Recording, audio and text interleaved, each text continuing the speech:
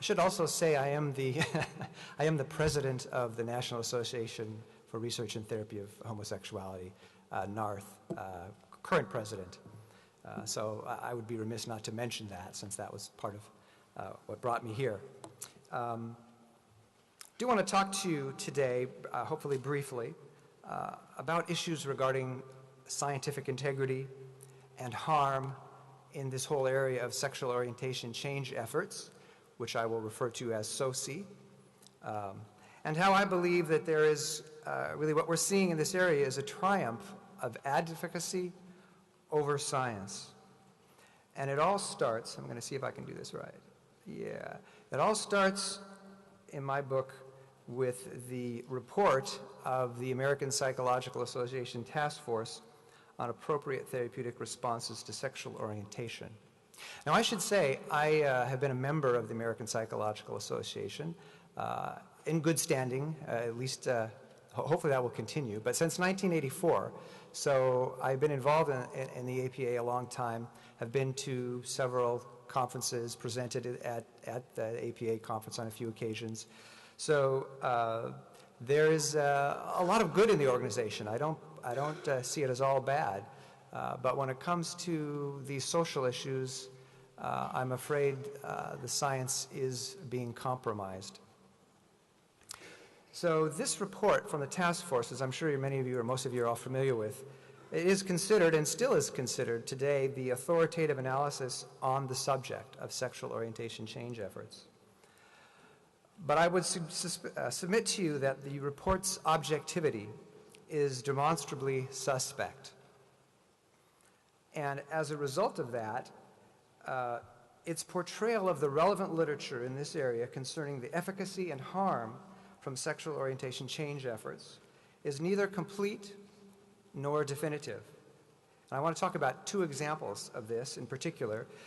One has to do with how task force members were selected, and the second has to do with, within the report, the different evidentiary standards used to evaluate SOCI efficacy and SOCI harm. So in terms of the bias in the task force selection, I wonder if you knew or know that there were many qualified conservative psychologists nominated to serve on this task force, a few from NARTH, but many others as well, and every single one of them was rejected. And what we were left with was that only psychologists unsympathetic to SOCI were appointed, and we know for a fact that 5 of the 6 of the task force members were lesbian, gay, or bisexual identified, and all 6 were unsympathetic to SOCI. In fact, when asked about this, the Clinton Anderson, who is the director of APA's LGB Concerns Office, he defended the decision in the selection process by saying the following: "We cannot take into account what are fundamentally negative religious perspectives of homosexuality. They don't fit into our worldview." I think from that you can see that the APA was operating with a litmus test. No affirming views of SOCI or non-affirming views of homosexual practice would be allowed. And as a result of this, the report fails to include any religious resources that adopt a traditional or conservative approach to addressing conflicts between religious beliefs and sexual orientation. What you find is a few pages full of resources to gay affirmative churches, religious groups, spiritual groups, but nothing that would resemble anything that would have a traditional Christian sexual ethic in it. So, as far as bias in the different evidentiary standards for efficacy and harm, what we find is that the report utilizes, when you read it in detail, very exceptionally rigorous methodological standards for assessing SOCI outcomes, in other words, how effective it is, and considerably less rigorous and uneven standards in assessing for potential harms. Reference is made to many problems in the literature, it's mostly older literature, that supports SOCI, and these are deemed to render these studies virtually useless. And they refer to things like convenience samples, participants not being blind to the study purposes, no control groups. They demand randomized control studies to really say you can have this treatment, when in fact there are plenty of treatments that have not undergone randomized control studies. And yet, the report, the task force, is ready to overlook these same kind of limitations when the findings support preferred conclusions regarding harm. It really is amazing to see folks still refer to Evelyn Hooker's 1957 study, which just practically every single complaint that the APA task force had against the SOCI literature occurs in the Hooker study, and yet it is still touted as a groundbreaking study. So the conclusions of the report do seem to fluctuate significantly. And they present us with, and seem to affirm, two incompatible assertions. One is that we do not have credible evidence on which to judge the likelihood of sexual orientation change and potential harm. On the other hand, we know with scientific certainty that sexual orientation change is unlikely and many are harmed. And some quotes from the report kind of bear this out. Say, for instance, we conclude that there is little in the way of evidence that could clarify whether SOCI does or does not work in changing same-sex attractions. Similarly, we cannot conclude how likely it is that harm will occur from SOCI. But then later in the report, the results of scientifically valid research indicate that it is unlikely that individuals will be able to reduce same-sex attractions or increase other sex attractions through SOCI. So this is the kind of unevenness that tells me there are significant problems with the way this report was developed. Let's talk about harm as it's represented in the political arena, and being from California, I'm very knowledgeable about the law that was passed, California Senate Bill 1172. It was passed in, I believe it was the spring of 2013. And Narth, as well as myself, are plaintiffs. We sued the state of California, and this law is currently going up to the Supreme Court.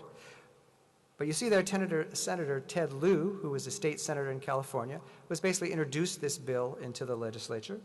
And on the right, you can see, I think this was a picture from one of his press releases, characterizing what SOCI is, what SOCI practitioners believe, that it's just simply, we just switch it on and off, that's all we do. So you can see it's really a horrible mischaracterization and complete oversimplification of professional practice of SOCI. Now, Senator Lieu had a quote. It was quoted in a newspaper, and I'm going to share that with you. But I ask, as you read this quote, are we talking about harms, or is it really hysteria? So his quote is as follows: "The attack on parental rights is exactly the whole point of the bill, because we don't want to let parents harm their children. For example, the government will not allow parents to let their kids smoke cigarettes.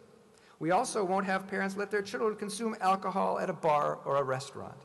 So he's making this equivalency argument. And I thought to myself, we could actually get some data to see how legitimate this equivalence argument is. And so I compared the scientific basis for harms from youth from smoking, alcohol, and SOCI. And basically what I did was looked at abstract, did a keyword search in both the Psych Articles database and the Medline database. Psych Articles includes every article ever published in APA journals, as well as many other psychiatric and psychological journals. Medline database includes all the major medical journals. And here's what I came up with, you can see on the screen. For children, adolescents, alcohol, cigarettes. And as you can see, the literature regarding youth and harm from alcohol and cigarettes is extensive, with studies numbering in the thousands. So you can be pretty sure it's a replicated and reliable result. You could say science has could reach a consensus about this. So then I entered into this keyword search, SOCI, children SOCI, adolescent SOCI, as well as other terms that have been used for SOCI, such as reparative therapy, conversion therapy, reorientation therapy. Those are terms that have been used for a longer period of time, just to see what the comparison rates were of articles. And here's what came up.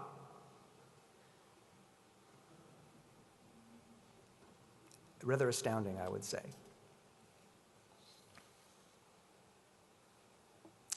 So, what we see from that is that in contrast to the thousands of articles related to alcohol and cigarette usage by youth, my search yielded only 4 articles that addressed sexual orientation change in youth. Worse than that, 3 of these articles were not research-oriented, basically a few case studies. And one of these even appeared supportive of change efforts from the 70s. There's only one study that suggested harms, which was, of course, Shidlow and Schroeder. And as many of you know, this study specifically recruited for participants who had felt harmed by their SOCI experience, so really couldn't be generalized. And I concluded from these findings that Senator Liu's comparisons lacked merit scientifically. And I think Senator Liu's handlers did too, because I didn't see him quoted ever again after that as the bill was going on. Now, as we talk about harm, it's important to say, what is the context for harm?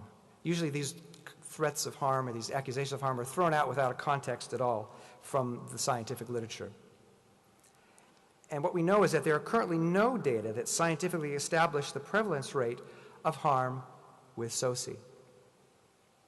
And so critics generally refer to the potential for harm, or that the risk of harm is somehow significant, even though we really don't have any way of knowing.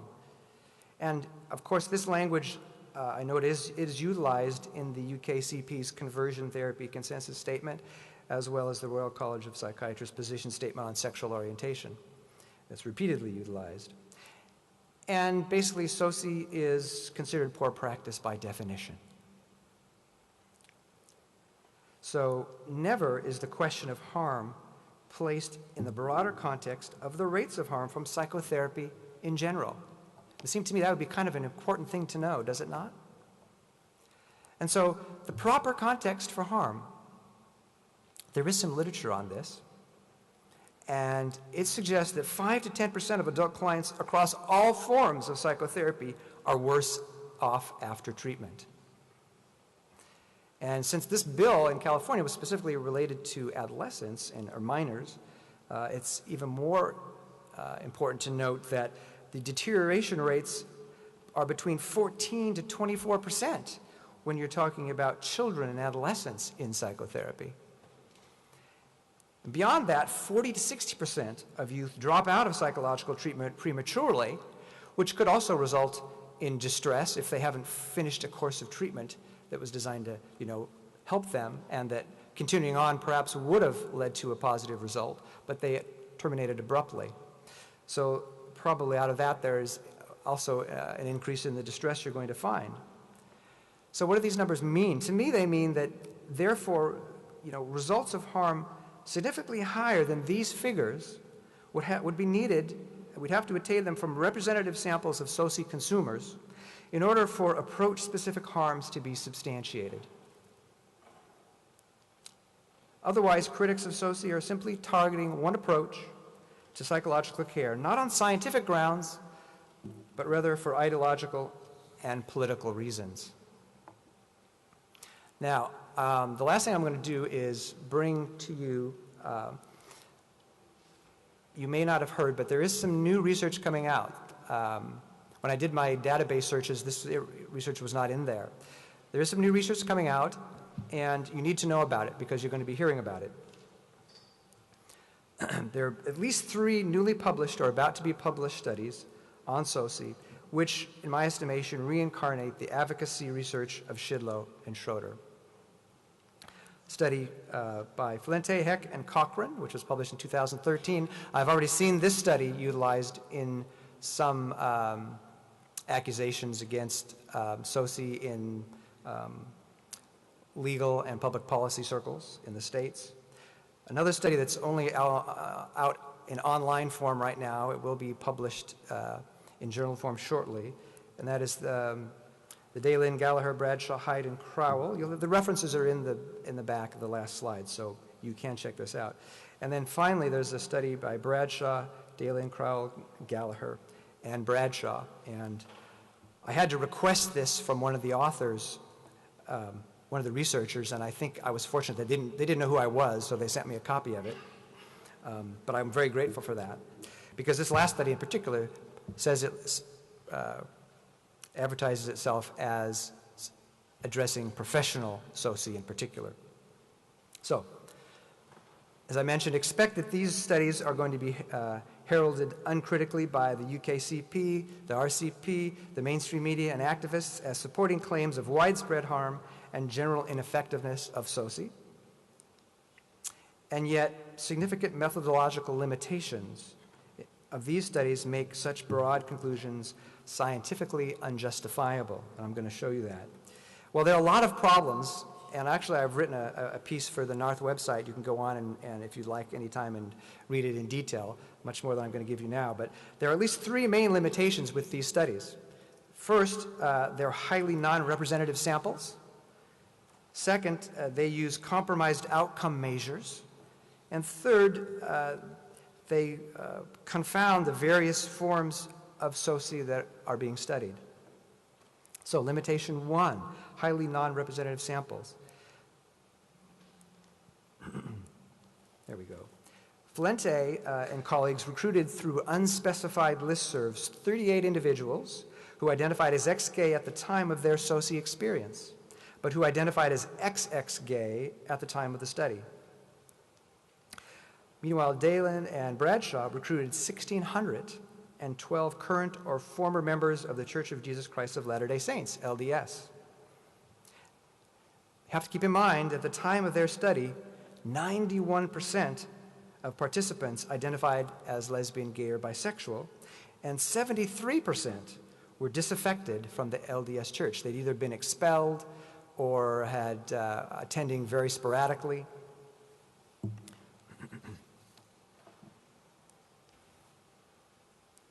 So what would be the concern about these samples? I want you to consider an analogy. What if researchers had surveyed religiously disaffected former marital therapy patients who had subsequently divorced about the harms and effectiveness of this therapeutic modality? Would the use of the results of such a study to make sweeping conclusions about the potential harms and ineffectiveness of marital therapy be a fair and scientifically justified use of the findings? To go further, keep in mind that the marital therapist is not trying to cure an illness, but rather is frequently attempting to help clients live their lives in a manner consistent with their religious beliefs about the sanctity of marriage. Beyond that, these religious clients' deeply held moral values may in fact lead them to remain in a distressful marriage and pursue therapy for their marriage long after other clients would have opted for divorce. Kind of see where I'm going here. And yet, the choices of such clients to seek marital therapy are not ipso facto assumed by the profession to be based on internalized divorce negativity or cultural maritalism and thereby invalidated, despite the additional emotional stress which may come from remaining in their marriages. I think that the fact that SOCI is not treated in a similar manner gives some indication to the political and advocacy influences that are in play within the mental health associations. Let's talk about compromised outcome measures. The Dahlin and Bradshaw studies use the following 5-point outcome scale for participant ratings of their SOCI experience. This is the major outcome measure that they used. On their scale, 1 was highly effective, 2 was moderately effective, 3 not effective, 4 moderately harmful, and 5 severely harmful. It was a 5-point scale.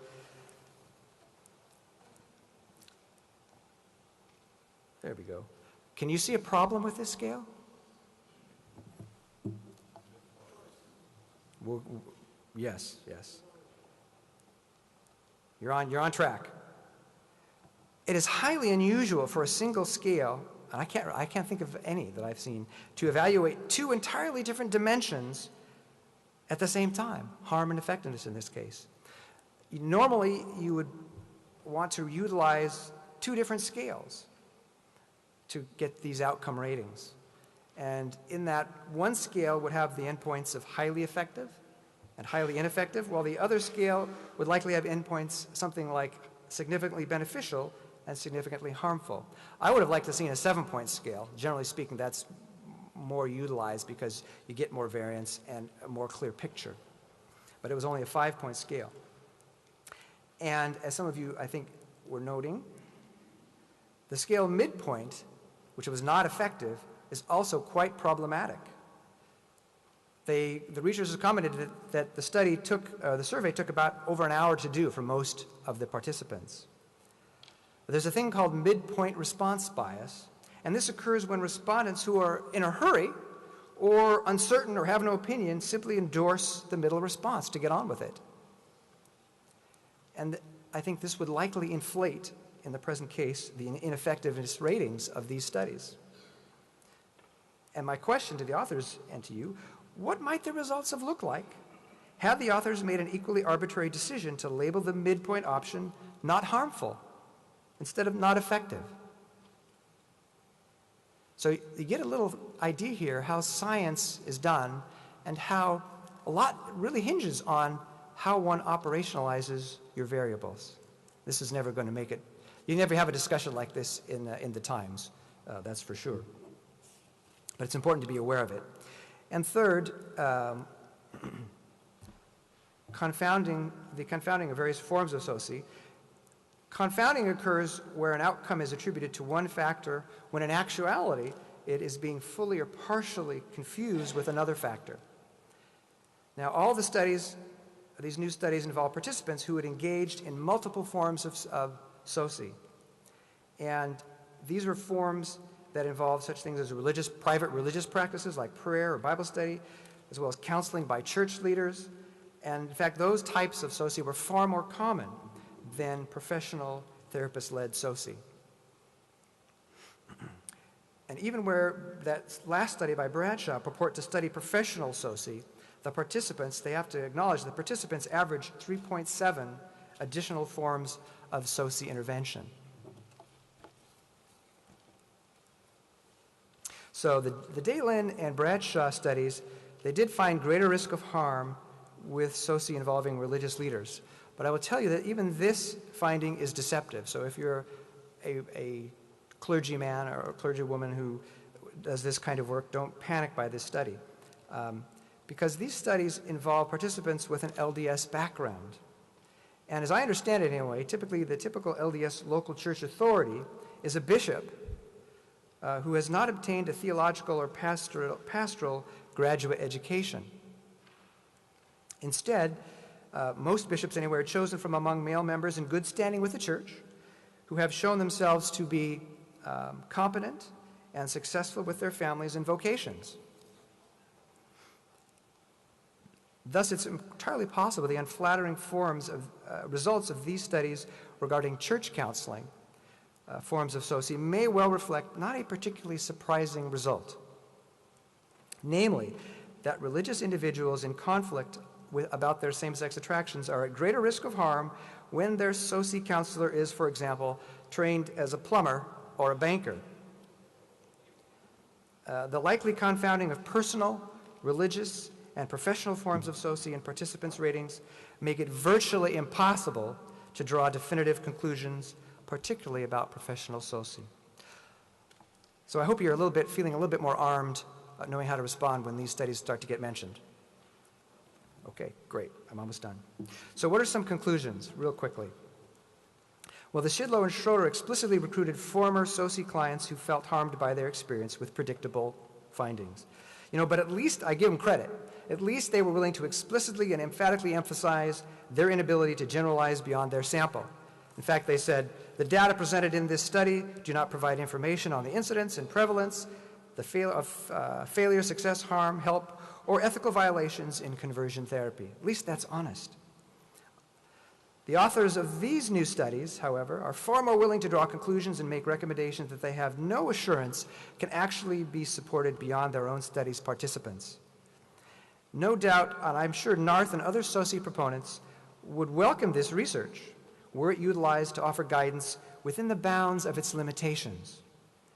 And I think, to my mind, that would be guidance such as the need for therapists to, 1, provide SOCI within traditional ethical standards of their professions, 2, recognize the limitations, to recognize the limitations of our current scientific understanding of sexual orientation change, and 3, to offer up-to-date education on sexual orientation and SOCI to conservative religious communities. So finally, unfortunately, the authors of the studies examined in this review have largely not chosen to take the measured, scientifically accurate and measured approach of Shidlow and Schroeder.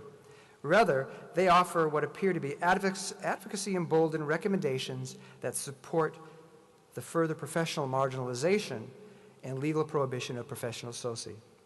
So my concluding thought on this is that simply, were we to apply the rigorous methodological standards of the APA task force to these studies, these new studies that are coming, scientific integrity and consistency would have us have to conclude that they do not meaningfully advance the discussion on the issues of SOCI harm and effectiveness.